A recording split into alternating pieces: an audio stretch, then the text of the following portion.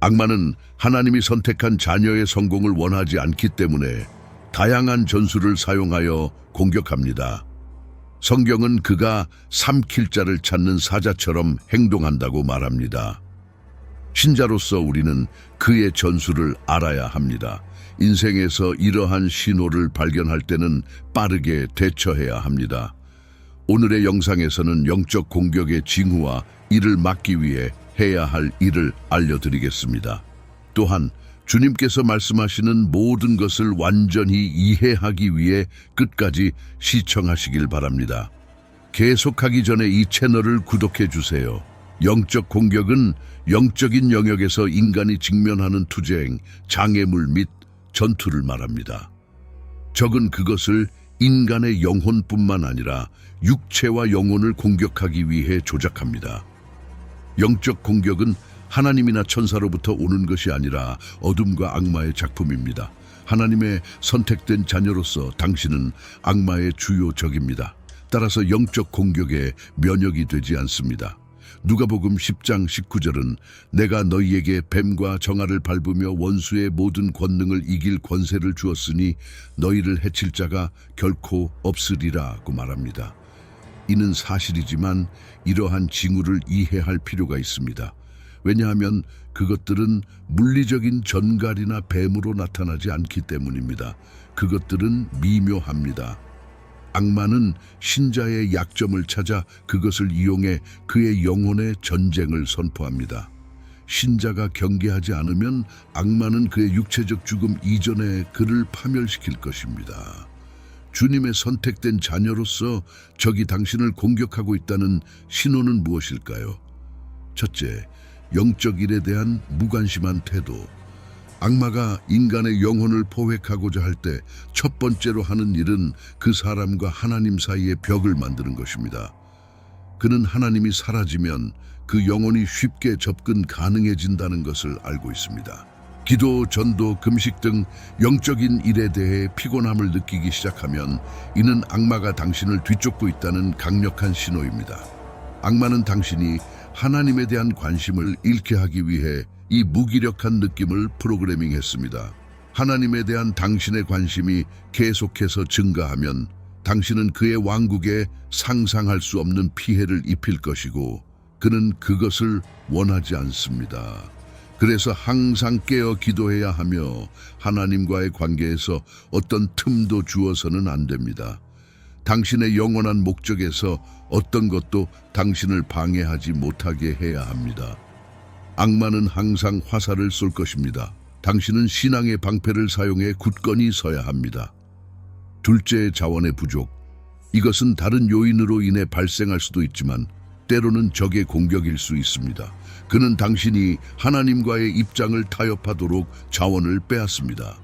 악마가 당신을 돈과 하나님 중 하나를 선택해야 하는 궁지에 몰아넣을 때 이는 악마가 당신의 영혼의 전쟁을 벌이고 있다는 신호입니다. 대부분의 경우 그는 당신의 욕망을 이용합니다. 그가 당신이 없이는 안 되는 것을 찾고 그것을 이용합니다. 그는 이것을 제거하고 당신이 여전히 하나님과 함께 서 있는지 확인합니다. 이 순간에는 하나님의 도움이 필요합니다. 한 설교자가 말하길 당신이 아무것도 없을 때와 모든 것을 가졌을 때 가장 유혹에 취약하다고 합니다. 그래서 자원을 잃기 시작하면 악마가 당신의 하나님과의 입장을 평가하려고 한다는 것을 알아야 합니다. 당신의 확신에 충실함으로써 그를 실망시키십시오. 셋째, 신체적 피로. 영적 공격이 신체적 피로와 무슨 관련이 있을까요? 오직 건강한 몸만이 영적 활동에 참여할 수 있습니다. 악마가 당신의 몸을 공격하면 쉬고 나서도 항상 피곤함을 느낄 것입니다. 계속해서 이렇게 느낀다면 적은 당신이 하나님에 대한 열정을 잃게 만들려 하고 있는 것입니다. 악마는 또한 당신을 너무 바쁘게 만들어 성경을 읽거나 기도할 시간이 없게 만들고 기도하더라도 잠들기 전에 겨우 속삭일 정도로만 하게 만듭니다. 성경에 남자들이 잠든 사이에 적이 와서 곡식에 가라지를 뿌렸다고 나와 있습니다. 여기서의 잠은 영적인 것일 수도 있고 육체적인 것일 수도 있습니다. 피곤함을 느끼면 쉽게 잠들 수 있지만 피곤하지 않으면 하나님과 시간을 보내거나 유익한 일을 할 수 있습니다. 그래서 피곤함을 느끼는 것은 영적 공격의 신호일 수 있습니다. 이럴 때는 이사야 40장 28절을 기억하십시오. 너는 알지 못하였느냐, 듣지 못하였느냐, 영원하신 하나님 여호와 땅 끝까지 창조하신 이는 피곤하지 않으시며 곤비하지 않으시며 그 명철이 한이 없으시며. 이사야 40장 29절은 피곤한 자에게는 능력을 주시며 무능한 자에게는 힘을 더하시나니 라고 말씀하십니다. 하나님은 결코 피곤하지 않으십니다. 당신이 피곤하고 지칠 때 하나님께 힘을 구해야 합니다. 네 번째, 기도 생활의 약화. 이것은 영적 일에 대한 흥미를 잃는 것의 일환이지만 인간의 영적 경험의 중요한 부분이기 때문에 고려할 가치가 있습니다. 기도는 육체적으로 할 수 있는 활동이 아닙니다. 성령이 당신을 준비시켜야 기도할 수 있습니다.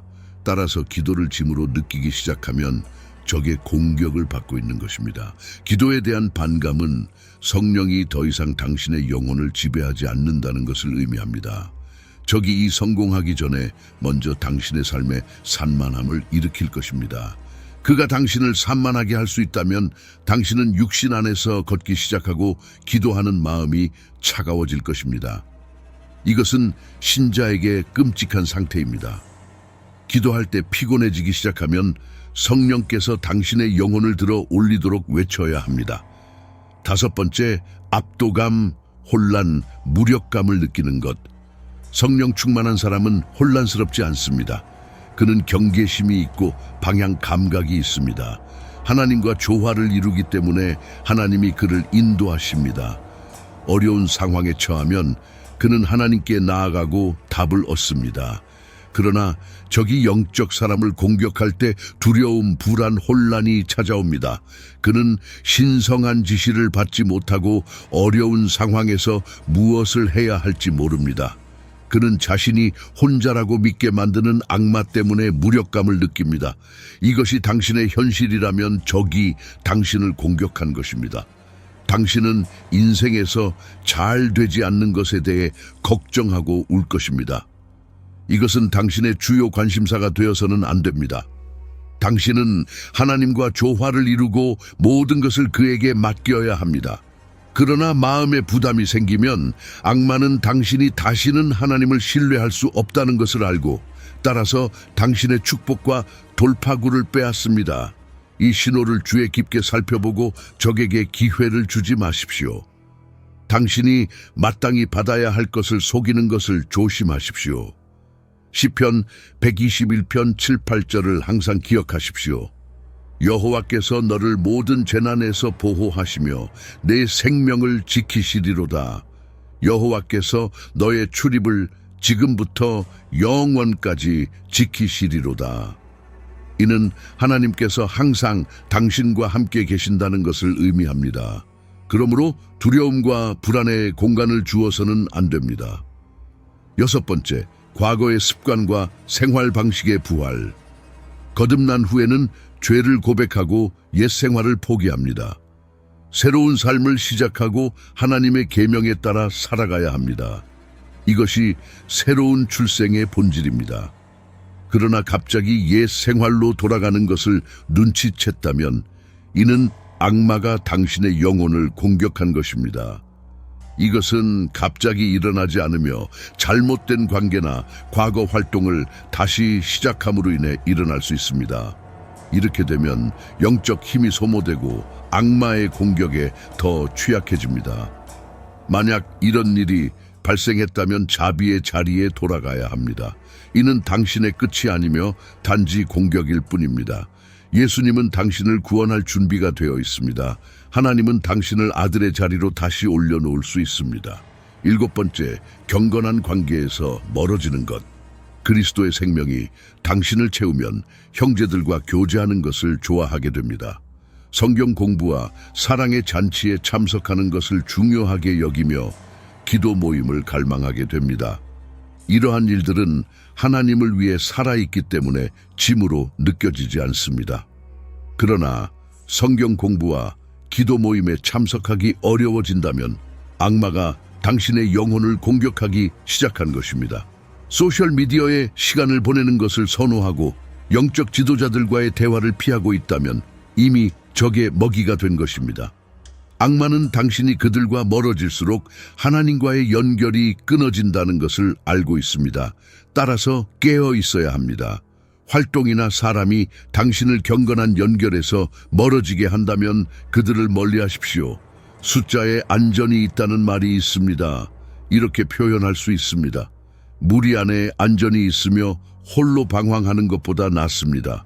영적 보호막에서 벗어나려는 충동은 영혼에 대한 공격입니다. 집으로 돌아가십시오. 8번째, 하나님의 부르심을 이루기 위한 투쟁. 모든 사람은 목적을 가지고 태어납니다. 그 목적은 당신이 그리스도께 생명을 드릴 때 분명해집니다. 당신은 성령의 지원을 받아 그 목적을 이루기 시작합니다. 악마는 이를 기쁘게 생각하지 않습니다. 당신이 그 길을 계속 가면 하나님 손에 강력한 도구가 될 것을 알고 있습니다. 따라서 그는 당신이 부르심을 이루기 위해 투쟁하게 만드는 일들을 시작할 것입니다. 작은 죄로 시작할 수 있습니다. 하나님께서 당신을 복음을 전하도록 부르셨다면, 당신이 비밀리에 죄를 가지고 있다면 어떻게 그 일을 이룰 수 있겠습니까? 이런 식으로 투쟁이 시작됩니다. 재정적인 어려움을 초래하여 당신의 길을 지연시킬 수도 있습니다. 목사라면 악마가 당신의 사역을 가려서 영혼들이 당신에게 다가가지 못하게 할 수 있습니다. 공격이 너무 치열해서 당신이 임무를 포기할 정도로 만들 수 있지만 절대 포기해서는 안 됩니다. 대신 하나님께 돌아가 기도하십시오. 하나님이 당신을 구해주실 때까지 기도해야 합니다. 9번째, 불경건한 꿈과 환상. 하나님은 꿈과 환상을 통해 말씀하십니다. 그는 이를 통해 평화를 전달하거나 미래를 계시하며 문제에 대한 승리를 알려줍니다. 하나님은 두려움과 불경건함을 유발하는 꿈이나 환상을 보내지 않으십니다. 따라서 꿈과 환상에서 악마의 현상, 끔찍한 재난 또는 부도덕한 장면을 본다면 이는 악마가 당신의 영혼을 공격한 것입니다. 그의 주된 목적은 당신의 마음에 두려움을 심어 어둠 속으로 몰아넣고 예수님의 보호로부터 멀어지게 하는 것입니다. 그는 당신의 마음을 장악했으며 오직 하나님의 능력만이 이를 끝낼 수 있습니다. 이러한 징후를 발견하면 어떻게 벗어날 수 있을까요? 적의 함정에서 벗어나기 위해서는 무엇을 해야 할까요? 먼저 창조주를 기억해야 합니다. 악마가 공격할 때 많은 사람들은 하나님에게서 마음을 닫거나 인간에게 의지합니다. 하지만 그렇게 해서는 안 됩니다. 대신 겸손히 하나님께 돌아가야 합니다. 하나님만이 악마를 물리칠 수 있는 분입니다. 하나님은 그의 아들에게 모든 이름 위에 있는 이름을 주셨습니다. 예수님의 이름 앞에 모든 무릎이 꿇고 모든 혀가 예수 그리스도는 주님이심을 고백하게 될 것입니다. 그러므로 창조주께 돌아가면 악마는 어쩔 수 없이 그 앞에 굴복할 것입니다. 그는 절대 실패하지 않는 견고한 반석이십니다. 당신이 옛 습관에 빠졌더라도 예수님께 나아가는 것을 멈추게 해서는 안 됩니다. 예수님은 당신을 있는 그대로 원하십니다. 그는 당신을 부끄러워하지 않으며 당신을 적의 억압에서 구해줄 준비가 되어 있습니다. 또 다른 해결책은 교회에 가까이 다가가고 경건한 관계를 되살리는 것입니다. 악마는 당신을 교회에서 떨어뜨렸지만 자유로워지기 위해서는 온 힘을 다해 교회로 달려가야 합니다. 당신은 교회의 돌봄, 격려, 기도가 필요합니다. 적의 계획 때문에 자신을 고립시키지 마십시오. 교회는 당신의 어려움을 이해하고 있으며 당신을 도울 준비가 되어 있습니다. 경건한 친구들을 두어 올바른 길로 인도받는 것은 당신의 해방에 큰 도움이 될 것입니다. 그와 더불어 경건한 영적 권위 아래에 순종하는 것이 중요합니다. 당신의 삶을 감시하는 사람이 필요합니다. 물론 하나님과 예수님, 성령님이 당신 안에 거하시지만 영적 보호막이 필요합니다. 이들은 당신의 멘토, 책임 파트너, 조언자로서 역할을 하며 그들에게 충성할 때 악마가 공격하기 어려워질 것입니다. 이들은 징후를 발견하고 다가오는 위험을 경고할 것입니다. 또한 욕망을 다스리는 법을 배워야 합니다. 악마는 갑자기 공격하지 않습니다.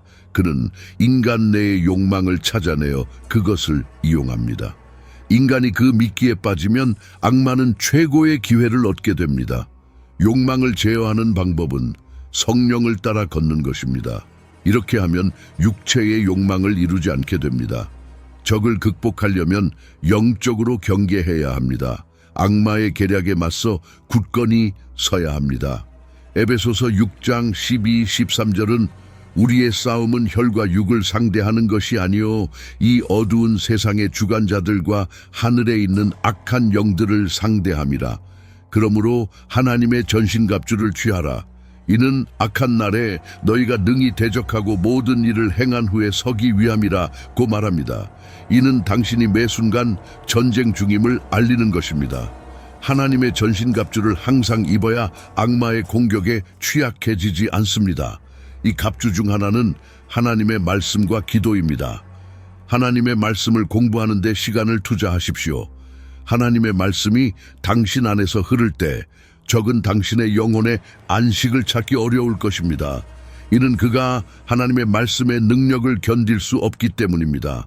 하나님의 말씀을 공부하고 실행하면서 강력한 기도로 이를 뒷받침해야 합니다. 기도는 당신을 적의 계략에서 이길 수 있게 합니다. 기도는 성령의 충만함을 증가시킵니다. 이제 기도할 시간입니다. 하늘에 계신 아버지, 당신을 찬양합니다. 주님, 저에게 은혜를 베풀어 주셔서 당신의 말씀에 참여하게 해주심에 감사드립니다. 영적 공격의 징후를 깨닫게 해주시고 이를 극복하는 방법을 알려주셨습니다.